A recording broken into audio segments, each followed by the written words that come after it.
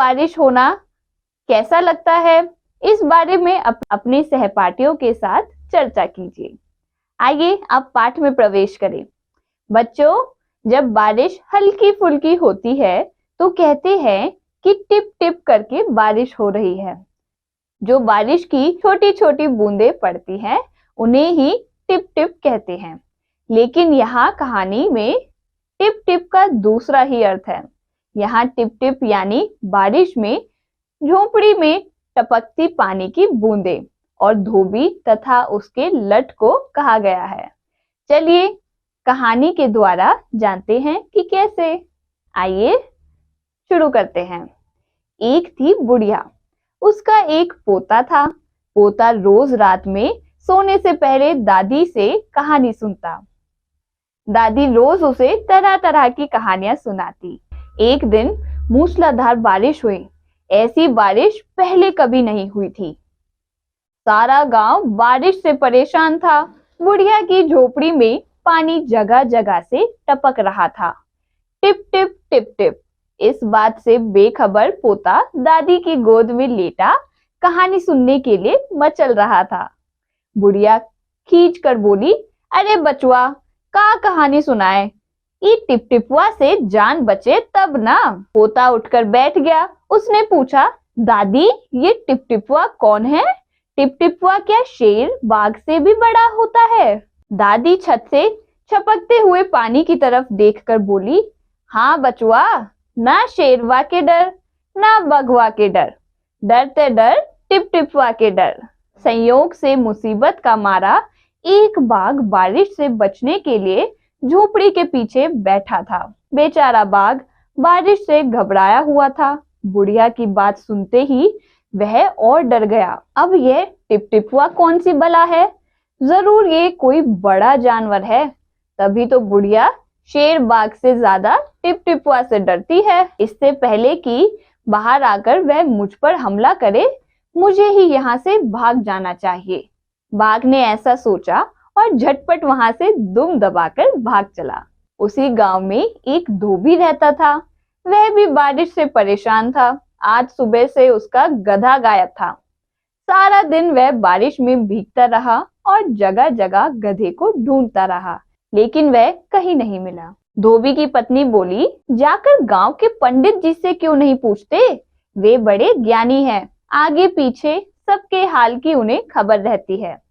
पत्नी की बात धोबी को जच गई। अपना मोटा लठ उठाकर वह पंडित जी के घर की तरफ चल पड़ा। उसने देखा कि पंडित जी घर में जमा बारिश का पानी उलीच उलीच कर फेंक रहे थे। धोबी ने बेसब्री से पूछा, महाराज, मेरा गधा सुबह से नहीं मिल रहा है, जरा पोथी बांचकर बताइए तो वह कहाँ है? सुबह से पानी उलीचते उलीचते पंडित जी थक गए थे। धोबी की बात सुनी तो झुंझला पड़े और बोले, मेरी पोथी में तेरे गधे का पता ठिकाना लिखा है क्या, जो आ गया पूछने? अरे जाकर ढूंढ उसी किसी गड़ई पोखर में। और पंडित जी लगे फिर पानी उलीचने। धोबी वहां से चल दिया। चलते चलते वह एक तालाब के पास पहुंचा। तालाब के किनारे ऊंची ऊंची घास उग रही थी। धोबी घास में गधे को ढूंढने लगा। किस्मत का मारा बेचारा बाघ टिप टिपुआ के डर से वहीं घास में छिपा बैठा था। धोबी को लगा कि बाघ ही उसका गधा है। उसने आव देखा न ताव और लगा बाघ पर मोटा लठ बरसाने। बेचारा बाघ इस अचानक हमले से एकदम घबरा गया। बाघ ने मन ही मन सोचा, लगता है यही टिप टिपुआ है। आखिर उसने मुझे ढूंढ ही लिया। अब अपनी जान बचानी है तो यह जो कहे चुपचाप करते जाओ। आज तूने बहुत परेशान किया है, मार मार कर मैं तेरा कचूमर निकाल दूंगा। ऐसा कहकर धोबी ने बाघ का कान पकड़ा और उसे खींचता हुआ घर की तरफ चल दिया। बाघ बिना चूं चपड़ किए भीगी बिल्ली बना धोबी के पीछे पीछे चल दिया। घर पहुंचकर धोबी ने बाघ को खूंटे से बांध दिया और सो गया। सुबह जब गांव वालों ने धोबी के घर के बाहर खूंटे से एक बाघ को बंधे देखा तो उनकी आंखें खुली की खुली रह गई। तो बच्चों, कैसी लगी आपको ये कहानी? विचार मंथन।